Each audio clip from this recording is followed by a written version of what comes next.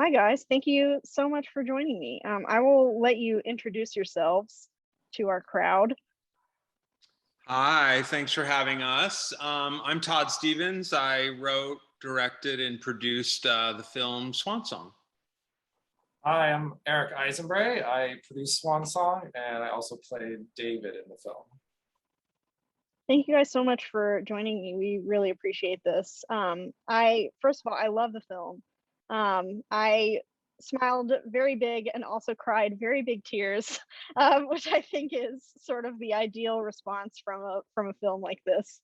Um, I'm curious sort of how the story came to be. Like, how did the project start? Um, I've had this story in my head for many years because it's based on a real person from Sandusky, Ohio, Mr. Pat, who, when I was a little kid, I would see around town and had a fascination with, because I felt like I related to him because he was definitely very different. He was like really like almost like an alien. And I felt sort of like an alien. So I always, looked up to him and with fascination. And then it's like when I turned 17, I went to our gay bar called the Universal Fruit and Nut Company, like as you see in the film, and there was Pat, in a really fabulous pantsuit, busting the moves, so many men, so little time was the song, and so I felt like I was home, like I had found my sort of family, and that place really helped save my life in a way. And it's weird because I never really knew Pat because I moved away not long after, but I always knew that I would try to pay homage to him someday. Yeah, you stole one of my questions because I was gonna say, I know that you are from Sandusky, so I'm curious. I mean, so Pat was a real person. Did the filming take place in Sandusky, or did you film elsewhere? Eric, you could speak to that. Yeah, we shot the entire film in Sandusky and the surrounding areas, just to really nail just that small town, every town kind of feel. And as you can see in the film, next to Mr. Pat, Sandusky is the other main character of the story. It sort of ended up being a love letter to Sandusky. Yeah, I definitely got that sense. It was very like atmospheric. I felt very. I think one of the things that struck me the most about it was sort of the layers of acceptance that there are. I find in a lot of stories about small town America with, queer residents, a lot of times it's sort of like, oh, they were ostracized and everyone, turned them away. And like, really, it is so often much more nuanced than that. Mm-hmm. And you kind of see that in Pat's relationships with these other characters as you're going through the film. Was that something that you guys were going for? Was that an unintended consequence? No, I Can mean you talk a little bit about that? it absolutely. I wanted to signal very early on that this was not that type of movie, And so I think when Pat goes into the gas station to buy his cigarettes, he's so used to that kind of response that he's almost like kind of trying to provoke the guy a little bit. But in this day and age, in this world, that in this particular world that we created, like, which I think is very real in our town now, like the guy just doesn't give a shit. And Yeah. and then it's like a Christian, probably fairly conservative woman picks him up, and she shows him love. And so I just wanted to say with those things, like, it's not that kind of movie. It's not about that. Yeah. Yeah, that totally shined through. And I think Udo does a great job, you know, I was totally transfixed by him. I'm sure he's a super interesting guy to work with. How did you sort of get him on board? Do you want to talk about that, Eric? Yeah, so I mean, basically, it was the process to find Mr. Pat was a difficult one. You know, we went through many different ideas, and nothing was really sticking. You know, and it was really important to us to find somebody that was queer, that could really, you know, that had been through that had lost people to AIDS, that had just gone through that life in certain strokes. And one of our casting directors, Todd, she actually suggested him, and it was one of those out of the box kind of ideas, because Pat, the real Mr. Pat is from Virginia and had a Southern accent, and so the idea of this like German immigrant playing Pat, while out of the box, I think in a way also really works, because a lot of those small towns like in Pennsylvania and Ohio, they were started as like German immigrant sort of enclaves, and so Todd flew out because Udo wanted to meet Todd before he accepted anything, so Todd flew out to. And I wanted to meet Udo before I accepted. Yes, it works both ways, right? Mm-hmm. And so yeah, so they just, I mean, they hit it off immediately, and and it was, I think, both of them. And I Todd told me this, and I think it's really funny and cute, is that Todd walked in and Udo introduced his dog, and his dog was named Liza Minnelli, and Todd was just like, yes, this is Mr. Pat. Sold. Yeah, I can see that. Yeah, he really just, I feel like he owned the role in such a great way. I was transfixed by him from beginning to end. And I think my favorite scene was the dancing scene to the Robin song. I mean, I was just, I feel like I smiled my first real smile in the pandemic from that scene. So thank you for that. Wow. Thank you. But Thank you. I am also curious about the chandelier headpiece. It's in my basement down here. I should have like worn it. Yeah, that's your requirement for every Q&A from now on. You got to wear it. Exactly. It's pretty heavy.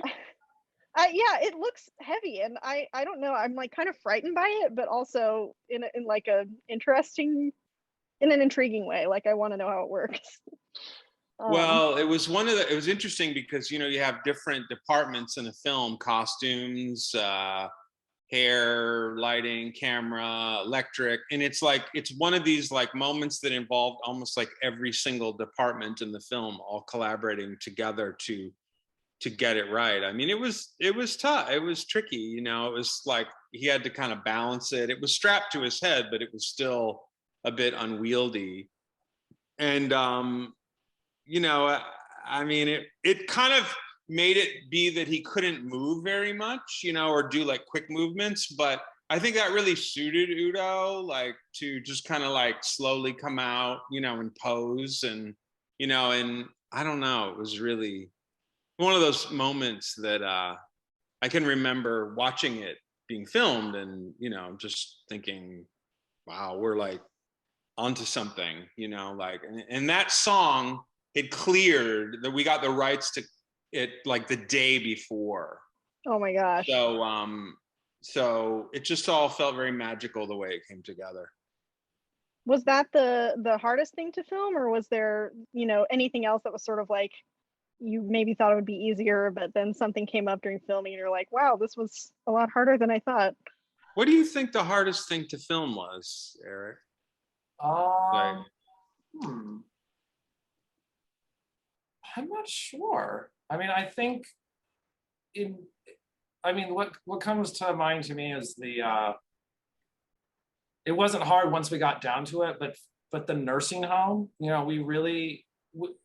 almost all the locations are real places, save a couple things. And the nursing home ended up being something that we created because of the fact we had gone, I actually know what was the hardest thing, but we'd actually gone to all these different real nursing homes and retirement homes, and we're scouting them and everything. And we just like, I mean, they were amazing, and a lot of people were really helpful, but at the end of the day, it was like a crew of 50 people coming in while there's just residents. Well, I mean, it just was like the idea of like doing all of that, you know, was just going to be insane.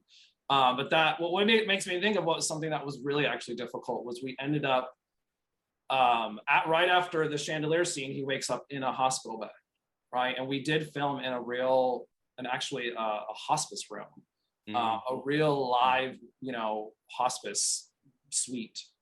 And it was really intense, you know. I mean, there were people in the room next to us, you know, I'm getting emotional and thinking about it, that were, you know, they were in a hospice and they were on their way out. And it was just a very emotional space to be. But really, I don't know, really glad that we got that. That's true. I mean, that, you know, I've had members of that's kind of where people in my town go to die. And I've had members of my family there, and I probably will have other ones, and maybe even in that room. I was wondering, you know what I mean? But oh my gosh. yeah, I know. It was a film overall where we felt the dead, you know, like not to sound like woo, but it's like we felt the spirits, because you know, Pat's gone, David's gone.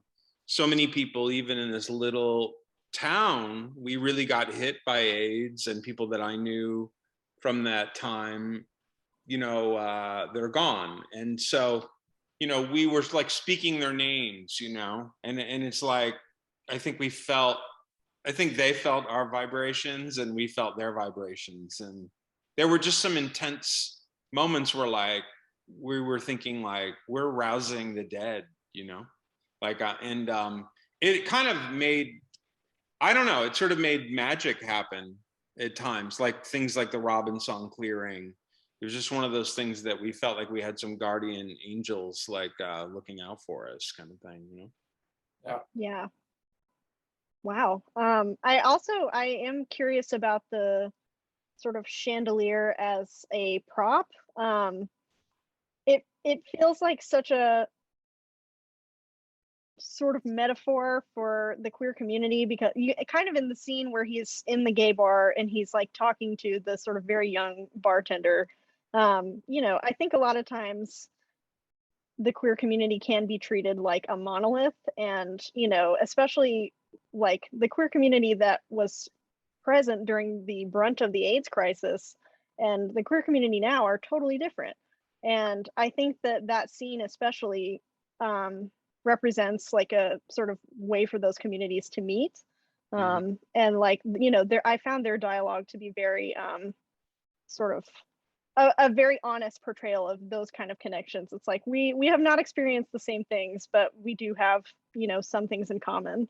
Yeah, I mean, fabulous is fabulous, man. You know what I mean? But yeah. And I think that Gabriel, the bartender, finally gets that, you know. Yeah, the chandelier is interesting because before Eric came on as a producer, I had some other producers that were gonna make the movie at one point or another. And it makes me laugh that like one of those producers really wanted me to cut the whole chandelier stuff out. I, you know, it's like, because it was like too over the top or something. Yes, it could have gone that way, you know, but I knew that we would do it right. And with Udo, you know, he just underplays so much that, you know, I mean, yeah, I could, but it really became, somebody should put the chandeliers in the movie, because it's like, that's another thing that happened. Every location we went to, it was like, look, there's a chandelier, So we started framing it above his head. Like when he goes to Rita's house, you know, and he's standing at the piano looking at the pictures, there's like a chandelier behind his head. There's a chandelier behind him in the nursing home. I'm sorry, in the funeral home when he's doing her hair. And it's just like, I mean, all the art department literally got chandeliers tattooed on their bodies. Like after, that's how like major the chandelier was. So thank you for noticing that or feeling that. Yeah, I'm very glad you didn't cut the chandelier. I feel like it added so much to it. Yeah. Yeah, I think we're coming to the end of our time here. I am curious if this is not a trick question, I promise. I will cut it if this question is stumping you. Uh-oh. Is there anything that you always want to talk about in Q&As but nobody ever asks you that you would like to share with our audience? Eric, what do you think? Like, I mean, one thing that I think is unique about this, the filming of this, was that we shot linear, we shot in sequential order, which is, you know, usually on a film, it just doesn't usually work out that way because of just, you know, planning everything. You shoot out of sequence. So for this film, because of the arc of Udo's performance, he actually requested it, you know, to just really feel that beginning of being that in that lost despair kind of place, and then, you know, moving through the film, that really informed his performance. And I think it really, really makes a difference having shot the film that way. mm-hmm. Yeah, I didn't know that. That's really cool. Yeah. Yeah, I mean, besides the opening shot in the theater, it's like the first shot you see of Udo in the close-up waking up is the first shot we shot. So it really did help all of us. All of us. All of us, not just Udo, not just me, you know, but everybody. Because it was about this film as somebody who was like sort of dead, like coming back to life, you know. And it, you know, even the costume department, the production design, like it all like woke up, you know, the colors woke up, the camera woke up, like, you know, as it progressed. So it really is interesting to think of how huge of an influence that had on everything. So yeah, that was, you know, and I wouldn't have thought of it so much. I mean, I've never even had an opportunity to do that. Usually you have to shoot out of order, but in this case, it just worked out that we could. But that was Udo's, you know, instinct, which was amazing.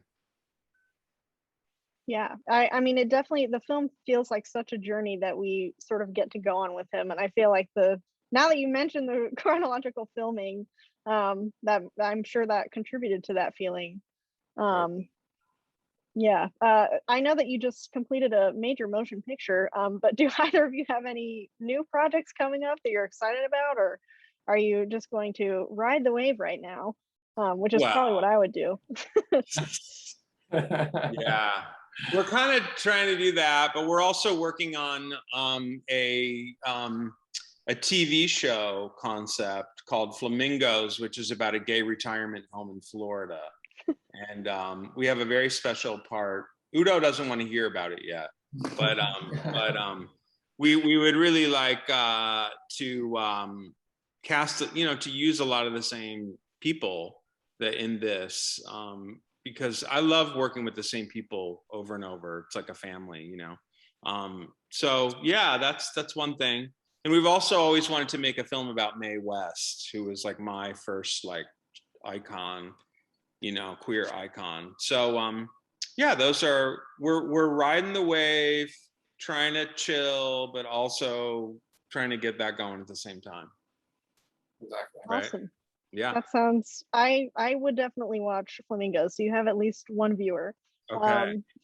Two if you count my dog. Okay. Thank you. Awesome. Well, thank you guys so much for joining me, and thank you for sharing this film with us.